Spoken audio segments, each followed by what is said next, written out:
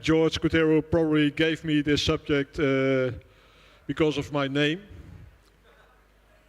DAMEN. What I always say is that they threw me out of the family when I chose the army over the navy, but that's not true. It's not family at all. I'm from the poor branch of the family and not the rich one.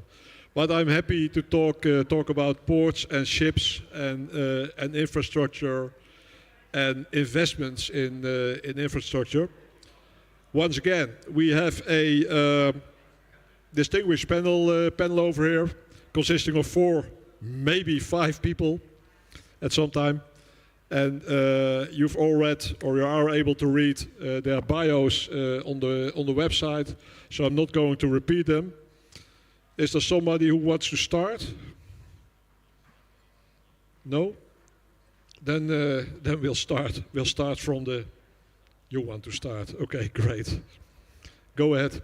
Okay. Good afternoon. Happy to be here to discuss about the connectivity and port infrastructure.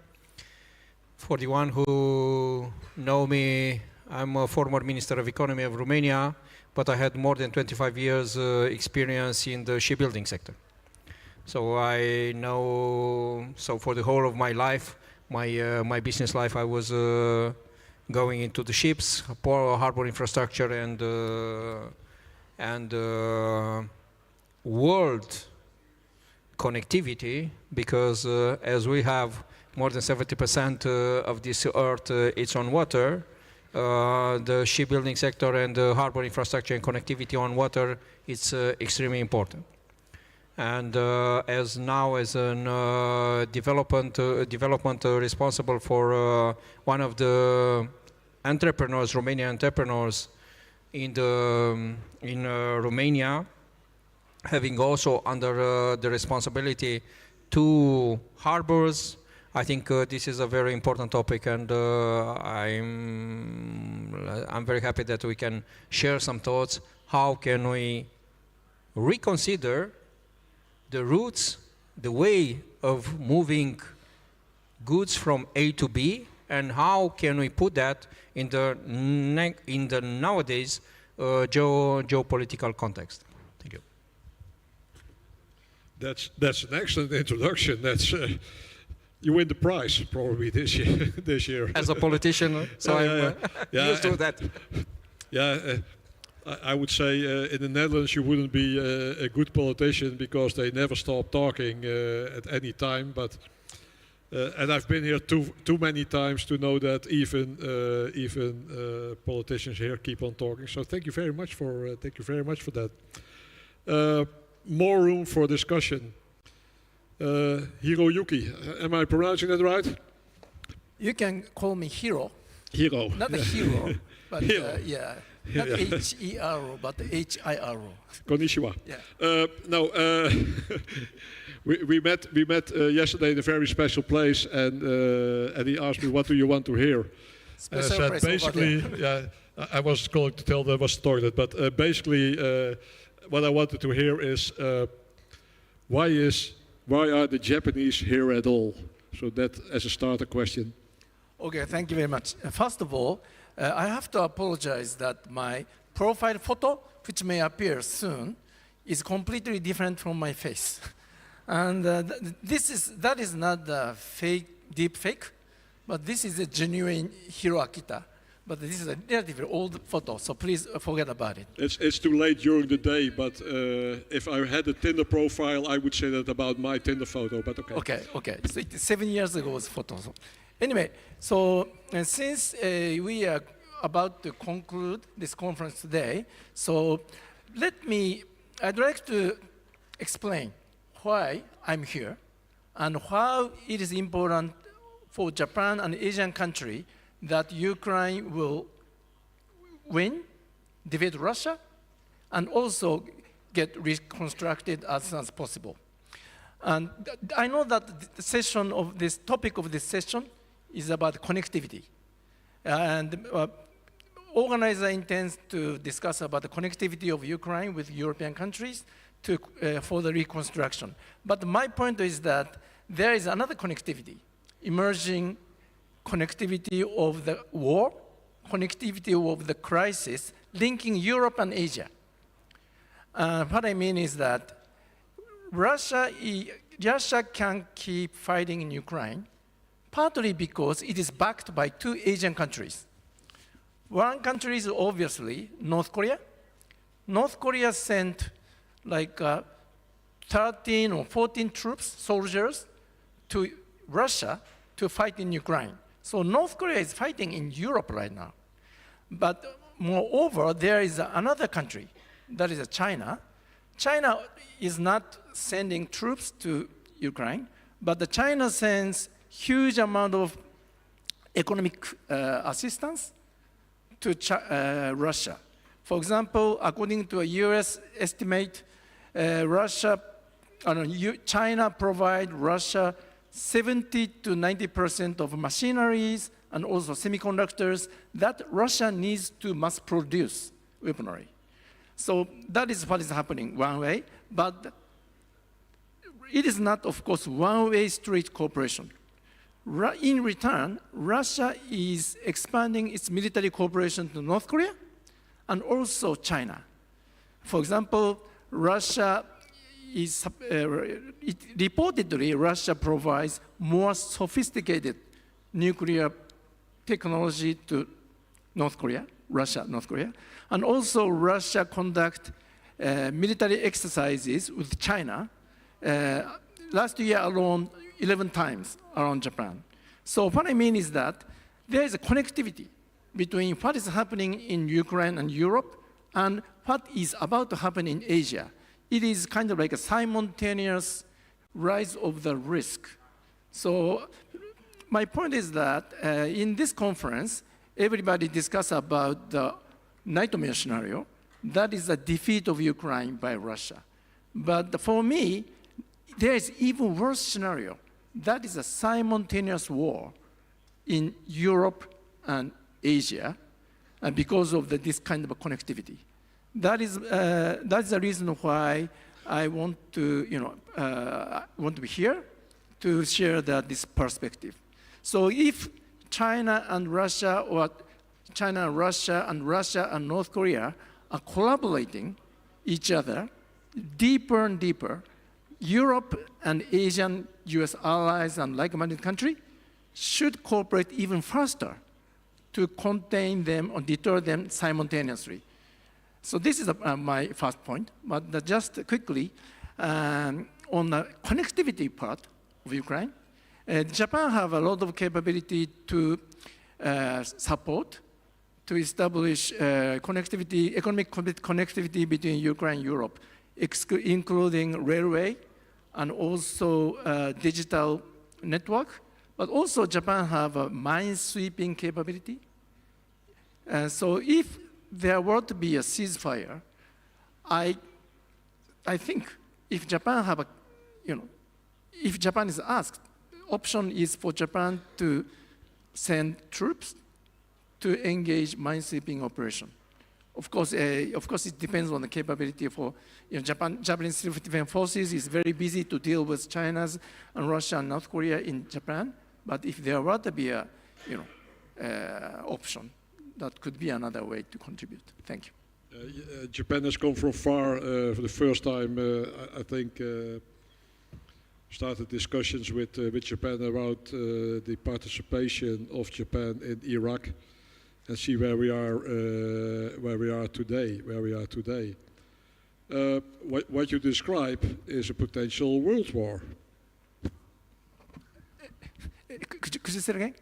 What you describe, I mean, we go from economics very fast to World War III, but what you're describing, there is a connection between economics and war.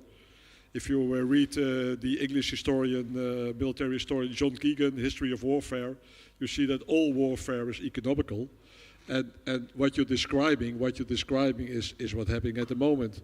So in the end, it's about economic power. We see that power shifting from US to China. It's going to happen. It's happening at this moment, whatever happens, but basically we're helping them. I've got the idea. Sure. Actually, if I observe from Tokyo, military balance of power between US and China in the Pacific, unfortunately, had already shifted to a Chinese favor. China have much more deployed naval asset, and also China have 1,500 land-based ballistic missiles, while US doesn't have none of them in the Pacific. So military balance of power shifted to China already. And also, geo-economic landscape has also shifted to a China's favor in the Pacific, including Japan. Almost all major Asian countries relies China more on relies on Chinese market than in US. So I think that this kind of transition of the US commitment in the Pacific and presence and China is very, very kind of tricky and risky, and we really have to manage this very, very smart way in order to avoid unnecessary conflict. If there were to be a conflict in Asia, it definitely affect landscape in Europe. So we have to cooperate each other. That's my point. What is the next conflict in Asia? We have so many ingredients for the conflict in Korean Peninsula and Taiwan, but the ingredients alone cannot create new dishes. So there should be a recipe, and the recipe is the one that, basically Taiwan Strait. China wants to basically unify Taiwan, either by force or by political influence, whatever. So Taiwan Strait is one of the source of the conflict, potentially, and also North Korea, so Korean Peninsula. Either way. Maybe we have some more time to discuss that, but I would like to give the word to Enrico for his first contribution. Thank you. I'll try to speak, but it doesn't. Oh no, it is working. Super interesting, both comments, and I would say why one of the biggest shipbuilder in the world is here paying attention to what is happening in a small sea. I would say that the world threats are changing. There are upcoming threats that in a way or another we should face. When I say we, that means we as an industry, we as a community, we as a policymakers. I were in Odessa some months ago, and when I was there, it was quite clear to me that if in a way or another we would like to think about the reconstruction, and we have to, we should think to secure the critical infrastructure from the scratch. Because as Odessa was the main hub in the region from the incoming and outcoming goods, it's of utmost importance to secure the strategic hub. Otherwise, it won't be so easy. And that's the reason why we as a company starting in developing a strategic project, let's call it a next generation modular project. It aims to secure 25 kilometers from aerial drone attacks, but at the same time is able to secure the underwater critical infrastructure. When I say critical underwater infrastructure, I'm not referring only to oil and gas. You have to imagine that 98% of our communication are not via satellites, but they run through underwater cables. So try to imagine what happens if we are not able to secure the communication.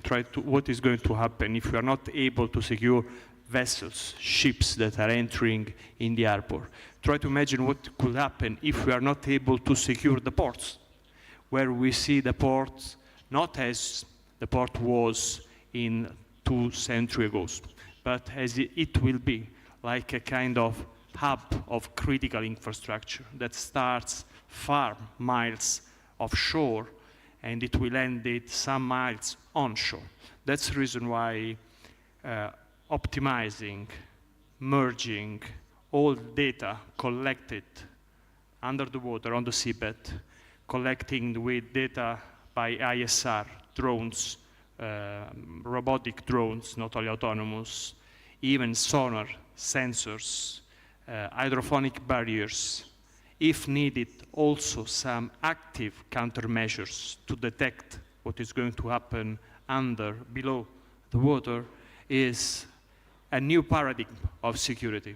That's the reason why one of the biggest shipbuilders is paying so huge attention on the underwater domain, because we firmly believe that new threats needs new countermeasures. And this is the moment where we can push the innovation some steps forward. It's also during the crisis that we should develop a new way of preparing ourselves and our society for the new threats. The subject came up in the earlier panel here, logically because I was moderating that one. But it's no longer only a military threat. I mean, it's about the disruption of the lines of communication, and there are no military or civilian lines of communication. They are just lines of communication. So how do you integrate the civilian approach and the military approach, or have you thoughts about that? It's super simple for us. It's within our DNA, because we are the biggest shipbuilder in the world for cruise ships, civilian ships. We hold 40% of our market share in the oil and gas vessels, but at the same time, we are naval shipbuilders. We are the long historical partner of the Italian Navy, US Navy, Qatari Navy, Egyptian, Indonesia. So we provided naval fleets to several countries around the world. Integrate the civilian mindset with the military mindset is part of a DNA. It's kind of natural approach for us. Yeah, I'm now trying not to make a joke about the dual use of a cruise ship, but I might do later.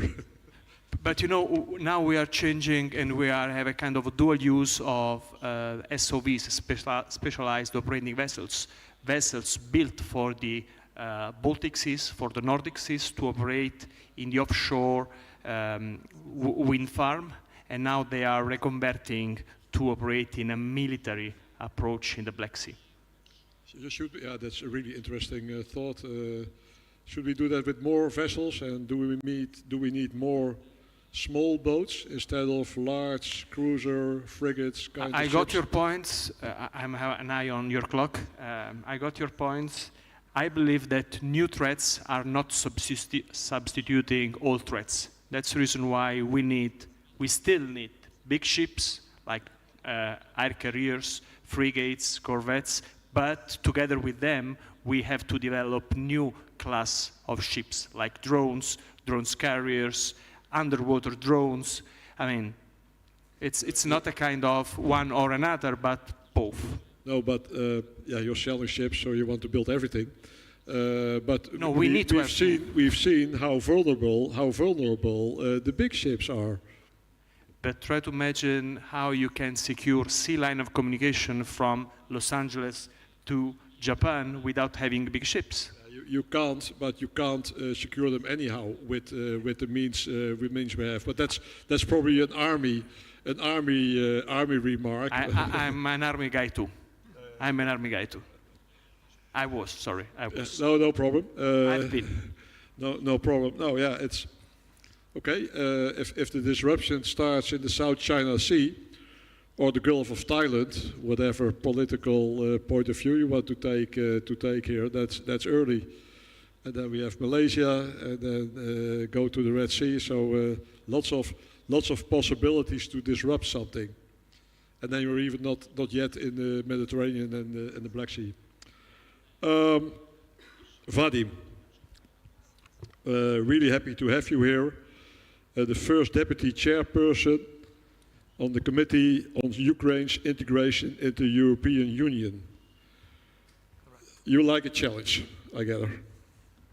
Love it, of course. The European integration is pretty much the only way forward for Ukraine now, so here we are. Well, I'm grateful to my colleagues here on the panel that they've formed this discussion around very important global issues, and Ukraine being the part of the global chain of food security, for example, provided this very good example, very sad one too, on how important it is to take everything in the global context, and how dangerous it is when an aggressor decides to weaponize pretty much everything, including food. And that's what happened. Some statistics. In Ukraine, we have 15 Black Sea deep water ports. Out of them, 5 are under direct occupation by Russia. 3 are unusable due to security situation. So it's pretty much half of what we have is available for use. And these ports play historically a major role in Ukraine's economy, Ukraine's trade. We are one of the biggest exporters of different agricultural foods, products, and 3/4 of those exports are going through the ports. So you can imagine how significant a damage was because of those losses. Again, some statistics, almost 600 different objects of infrastructure, as we call them, facilities were partially or fully destroyed by Russian attacks. 131 merchant vessels. Just to give you the scale of it, it's 1.5% of the global fleet of tankers and merchant vessels that were destroyed, made unusable by the Russian attacks there. However, Ukraine and our partners have succeeded in finding the alternatives. The Grain Corridor program. In response to what was the Black Sea Grain Initiative, which collapsed in 2023 because, well, Russians made it pretty much useless with different control mechanisms and delays and so on and so forth, we moved on and established the Grain Corridor. So since 2023, in 2 years, again, some statistics, 6,260 vessels used that corridor. 160 million tons of cargo went through that corridor, and we exported to more than 50 countries, mostly Asia, Africa, Middle East, America, and Europe. That's how important it basically saved Ukraine's economy. And basically the whole world. You're feeding the world. It is about the whole world's food security issue. We moved on, regardless of war and Russian attacks, to actually promote some of the ideas on how to renovate, rebuild, and expand even our port infrastructure. Before the war, we had public-private partnerships in 2 of the ports, in Kherson and Olvia. And now we're moving forward with creating more of those in Chernomorsk, for example. Together with EBRD and IFC, these financial institutions, we were successful in developing a container terminal, another concession project that has also become a commercially viable enterprise. In Chernomorsk, we developed another multimodal complex and a ferry complex that, again, have been fairly successful commercially, regardless of the circumstances.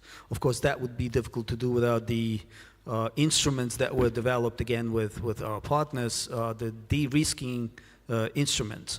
A unified insurance pool, the first coverage fund, that helped us ensuring the war-related risks, which was used by many shippers. We developed the what we called later unity mechanism, which allowed for reducing insurance premiums to just 1.25% of the ship's value, which is a very reasonable price for insuring war risks.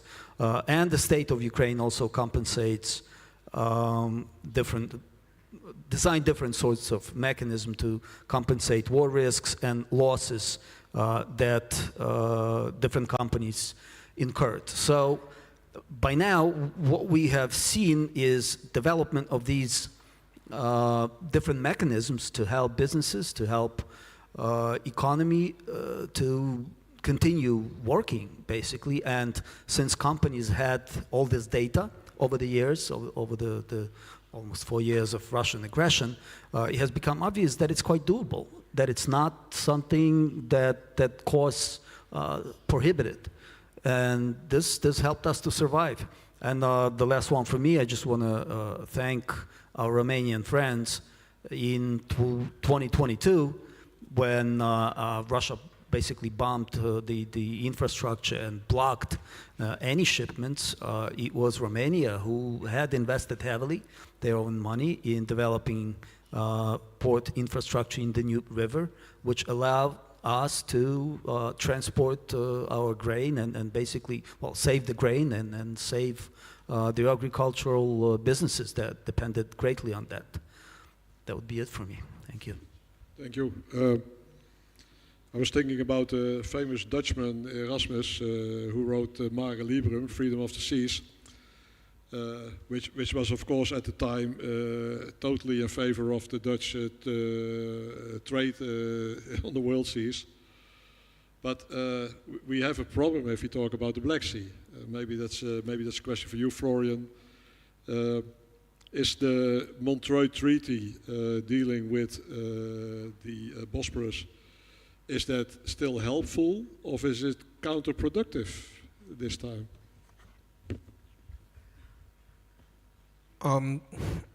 In this region, there are two international agreements which has been signed after the Second World War. One, it is the Danube Convention, where on the Danube, with Russia signing party from 1948, you are not allowed to come with military ships and fully equipped military ships on the Danube.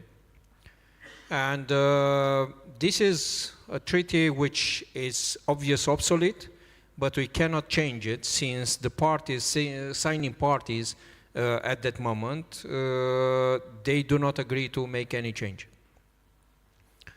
That is, to my opinion, one of the issues, since we see that the war is not only in Ukraine or in the border of Ukraine with the Black Sea, but is also coming into the landfill, very close to the water. I'm coming from Galați, and I can tell you that several times me and my family, we were wake up in the night with an alarm that there are some drones or some unidentified objects which might hit the Romanian cities. The second is the Bosphorus Treaty, which, yes, is having its own restrictions. For the military purpose, as you know, no military vessel is allowed to sail for more than 21 days, unless there is a emergency and you have to do some repairs on that. And in the nowadays context, this is a subject of debate whether this is helpful for the security of these countries which are around the Black Sea. The thing is that we have to work with these agreements as they are, since there is no intention from several parties that this agreement is going to be changed. And I would like to come back a little bit to what my colleagues on the panel they were saying. Whether what is the source of the current war, of the aggression of Russia against Ukraine? Of course, there is an economic content. Of course, there is a resource content, since we see that the areas which were attacked, they were the areas with the mineral resources, but also providing energy to Ukraine. And there is also a trade content. While Black Sea was the gate, the exit gate for the Ukrainian products all over the world. And now this is those are blocked. Having said that, as I told you, I have an experience of more than 30 years in the shipbuilding sector. Maybe for the ones who don't know, in 1996 it has been started in OECD an initiative to have a global agreement on the shipbuilding sector. Why? Because shipbuilding is not a regional business. This is not a domestic business. This is a worldwide business. Why? Because you have financing from a country, you have a crew from another country, you have owners from another country, you have a flag from another country, and this is extremely important for what is happening in the global trade. At that moment, there were some major players, Europe one of them. This agreement, worldwide agreement, failed 3 times. And now, there is a completely different picture. If you look a little bit to the pie, in 1995, Romania was delivering the last vessel to China. China at that moment in the shipbuilding, it was 0.2%. Now, 1995. Now, they are 38%. They are the global leaders, and for the ones who don't know, China can't refresh their military fleet. They can refresh their military fleet every 4 years at the same level like the global fleet for any other country. And this is something which we did not foresee as a threat. And now we are talking about connectivity, how we are going to make sure that the ones having the same principles, we work in the same, let's say, together. Water was slightly misconsidered. You know very well, or the ones who are working in the shipping sector, how difficult it was to build a new vessel, how difficult it was to get your return on investment from this vessel, how difficult it was to convince that the water transport is the cheapest, is the most efficient. And this is something what we have to put again on the table, because we don't, at least for me, I don't see that there is a discussion, a serious discussion, how we are going to design our global agreements regarding the international trading, international transport, on maritime transport. And of course, that is also affecting what you said, this Bosphorus agreement or the Danube agreement. We forgot that, in fact, the maritime transport is the cheapest and the most efficient. And now, with the war, we start to remember that. Let's hope that we are not going to miss this subject in 5 years from now on, because then we will have another threat coming from the water. No, absolutely, and obviously you also mentioned the Danube, and we threw the Russians out of the Danube Commission, which we should have done much earlier, but then we have some other countries where the Danube passes that also have their own ideas. Hiro, you were waiting to react. Yeah, actually, I just want to summarize. I'm not the moderator, but I just want to summarize and comment. It's interesting. You want my job? Yeah. Okay. Based on what panelists comment. So basically, if we step back and look at our conversation here, I think there is one topic that is how to secure the pivotal ocean or sea in the world. I think there is a pivotal sea in the world that is, one is the Black Sea, and the other one is the Sea of Caribbean, and then third one is South China Sea. There are many seas, but all these, and also of course, Mediterranean Sea is a pivotal. Any great power or any country, major power who dominate Black Sea, South China Sea, Sea of Caribbean would be able to dominate the region, and then those countries will have more access to a free, how can I say, very important geopolitical location in the world. So what I mean is that Russia is trying to dominate Black Sea, which have a very important choke point, and China is investing a lot to a South China Sea, and they are building 7 military outposts to dominate South China Sea because it has a very important choke point, like a Sea of Malacca, and South China Sea is the sea where 1/3 of world trade, goes around. And then U.S. Trump administration is now deploying about 20% of global naval asset of U.S. military in Sea of Caribbean. That is not a coincidence, but they try to dominate Sea of Caribbean again.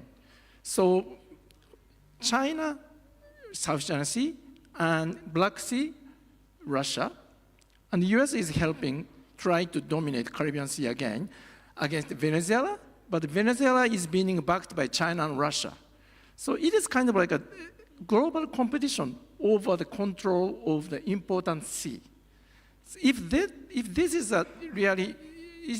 a reality of the world, maybe again, European countries and Japan and Australia and US, all those sea powers and also land power also should cooperate each other to avoid any of those 3 seas will be dominated by major powers such as China and Russia and others. That is my point. Thank you, and I would definitely add the Baltic Sea to your little list. Enrico, you grab your microphone. Totally agree. I would summarize your points in saying I like to call it geopolitics of shipbuilding. It's really becoming a competition here, but go on. I mean, geopolitics of shipbuilding. We left that shipbuilders went eastward in the last 30 years, but even if 90% more of shipbuilders' capabilities are eastward, what remains on this side of the moon, in Europe, I would say mainly, is the high complexity, and you know better than me. Construct bulk carriers, containers carriers, is not so complex as built as ships like air carriers or frigates or cruise vessels where you have 11, 12, 13 decks and you have at least a floating city of around 10,000 people floating at 21, 22 knots in the high sea, producing energy, management of waste, water, and so forth. But I totally agree with you. I would say we were one of the few that do not participate to the meeting in traveling eastward, but we remained in this part of the world. We are an Italian company, but we are operating 2 shipyards in Romania, in Tulcea and Brăila, 3 shipyards in Norway, 1 shipyard in Vietnam, 3 shipyards in the Wisconsin region, where we are providing fleet for the US Navy fleet. That's to say that it's a huge challenge. It's easy to leverage labor cost, raw materials cost, but if we are still on that track, we are losing technology. And nowadays, what is important for us, mainly for the European and European countries, is to preserve our technology. Because the war is explaining us that technologies, owning technology means have the real strategic autonomy. Otherwise, we do not control our value chain. We are living times where we are reshoring, friendshoring, nearshoring, or shoring as we would like, but the last 5 years, starting from COVID pandemic, taught us that the stretched value chains are not so good enough. And that's the reason why the pivot Asia, it's for sure the next 2-3 decades of geopolitics interest. But what we are experiencing in the last 3 years, that even a small water, a small lake, at least 1% of global seas, the Mediterranean, gained again its own centrality. In that 1% of water, now we have 3 wars, 3 continents, 3 religions, Suez Straits, Gibraltar Straits, Bosphorus Straits, Mediterranean Straits. So I would say at least 4 choke points. I would say it is the most congested sea in the world, where up to some months ago there were also a Russian base in Syria. Since 80s, Russian submarines are floating somewhere in the Mediterranean, and our US friends moved their own fleet away from Mediterranean. So I would say, I would add a 4th sea in the 7 seas all around the world. Thank you. We've got time for questions from the audience. Not. Vadim, how is this discussion helpful or not helpful for Ukraine? All discussions are helpful in the sense that we definitely don't want the focus to shift away. And here, some very important messages that were sounded about the international law. Of course, Russia doesn't care about that, or China doesn't care about international law. However, that was, for whatever reason, that was big hope for international maritime law, since a lot of countries depend on it, since there's a lot of trade, there's a lot of money. So when there's a lot of money and a lot of people gonna lose a lot of money, then they act differently, right? Then, unlike in the situations where it's, you know, less about money, more about, I don't know, human rights and stuff. So it was surprising for us that the reaction of the world community, if you want, wasn't what we expected when Russia just flagrantly started violating all sorts of international laws and conventions and maritime conventions. And for example, the Shadow Fleet that makes a lot of money to fuel Russian war machine. If you look at the Baltics, for example, how the fleet is operating there, stopping it is a no-brainer. I mean, it's not difficult at all. So we started talking to our partners about, you know, why didn't you yet? What's going on? And we had an interesting answer. French tried an arrest on a ship, on one of the tankers. We all heard about that case where I get for a couple of days the tanker was arrested and held. We asked for information what was going on there. Nothing. The captain of the ship basically refused to open any doors, any safes, provide any information, and turned out there's nothing French could do about it. They talked to him for a day or two. They didn't want to do anything. They could, but they didn't want to. And that's always the difficulty if you're dealing with people who don't observe the rule of law, and you want to uphold that rule of law. How far can you go? Precisely. That was the explanation. Look, if they don't play by the rules, what are we going to do? Start sinking them? Well, that's what we had to do, basically, in the Black Sea. It seems that, you know, the only more or less efficient and effective mechanism to fight the shadow fleet was something that Ukraine did recently. And of course, in general, I mean, this is a quite famous story of success of Ukrainian army and naval forces, where a Russian fleet was reduced by 1/3 and pushed all the way to Novorossiysk and incapable of operating in the Black Sea. That's what we came down to. So it would be very interesting what ways the international maritime law develops, because obviously this is going to be a major issue. How do we continue? What do we do to restore some sort of order? I could do like I didn't notice that they started the timer too late, but they did. So not to eat too much into the time of the next panel. You each have 30 seconds for your final statement. Hiro.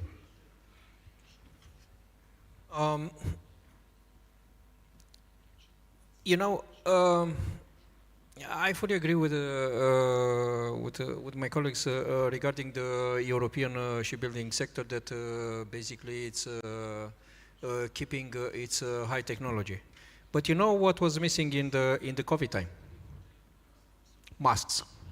Very simple masks. You know very well that there is no container vessel which is built nowadays in Europe. None. Zero.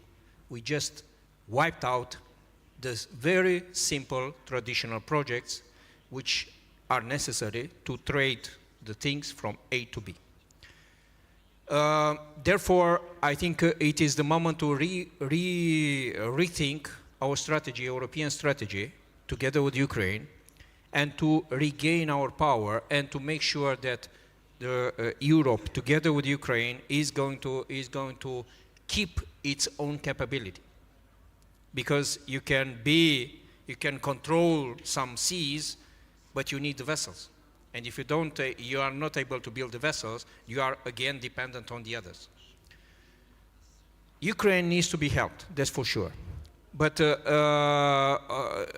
I think at this moment, seeing all these trends, European trends, with a new industrialization, with a new way of thinking that you don't have to research only in Europe and produce somewhere else, but you have also to produce in Europe, and having Ukraine also as a producer and let's say as a big exporter for the agriculture product, then we have to rethink our trade routes.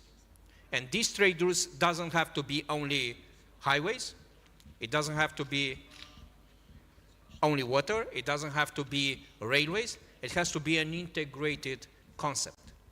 And for that reason, I think the initiatives like what we have on the 3 seas to connect Dansk with Constanța and to make sure that we keep alive these routes and we are not acting only when we consider it is necessary, and to let them disappear in a couple of years and to rethink that we might need that after another couple of years, this is something what we really have to put on the political agenda and economic agenda. Thank you, Florian. You redeemed yourself as a politician for these 30 seconds. Hiro. Yes, journalist is very busy to follow day-to-day news, but I always remind myself, especially now, that we have to use the history as a tool to predict the future and not to make the same mistake. And there are two histories. But there are many histories, but there are two histories. One is, of course, European people are familiar. The one is 1938, of course, Munich appeasement, when UK and France basically appeased Germany, then allowed them to annex part of Czechoslovakia. And next year, Russia invaded Poland, and World War started. This always often discussed. But also another history is 1941, December. There was one country in Asia which launched attack on Pearl Harbor and started war, expand the war from Europe to Asia. Unfortunately, that was Japan. But the logic is, analogy is that if something happened in Europe, then there is always country in Asia that wants to take advantage. That was Japan then, and I don't know which country in Asia is that Japan now. But my point is that history tells that something happened in Europe, like World War I, World War II, and Cold War, that spill over to Asia. So I think that we should prevent this same pattern of the history will repeat. That is my point. Thank you very much. History doesn't repeat itself, but it rhymes. Somebody important said that. Enrico, 30 seconds, you can do it. I can do it in 30 seconds. I totally agree. It's not easy to say, but if you want peace, be prepared for war. That's the reason why I said at the beginning that security is the base ground of any kind of economic development. That's the reason why we would like to secure starting from the Ukraine and Europe in 30 seconds. Yeah, you're right, and it's also the lowest level of Maslow. Vadim. If I have to do it in 30 seconds, I would talk about, already mentioned, the 3C initiative. Gdansk to Constanza, great, but I wish we also had the route Gdansk to Odessa. That would make the project a lot bigger, better. Oh, you're really too late now. And like I said before, I'm the time Nazi here. So we have to stop this very, very interesting panel. I really enjoyed it. Next panel will be at 1800 hours. And please join me in a round of applause for this panel.